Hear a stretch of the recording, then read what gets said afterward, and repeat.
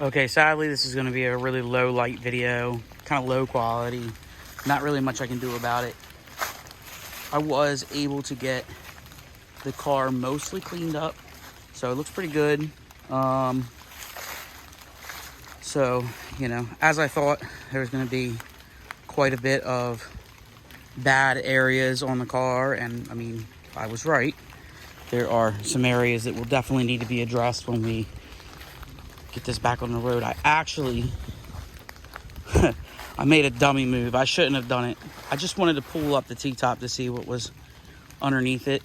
Well, the center section decided that, okay, now's the perfect time to lift. So I'm actually gonna have to come by here. I'm gonna have to order a car cover for it just to cover it up. Just until I can get it towed back to my house and start really fussing around with it. Notice my shadow real quick. So yeah, it definitely needs some work, but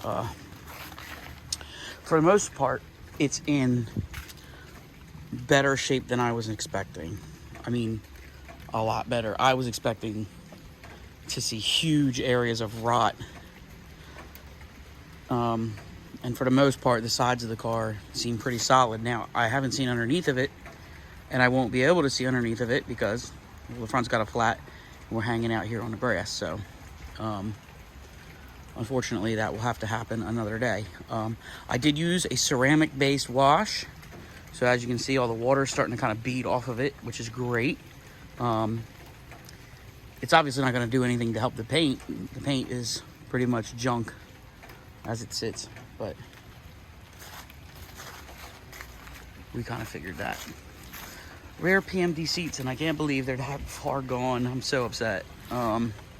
Yeah, but we'll see. I'm gonna definitely keep everybody posted on putting it back together.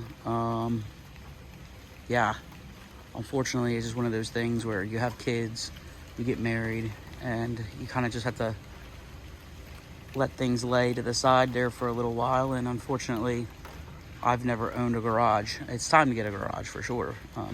I may rent a place to do all of this. We'll see. But for now, that's the car.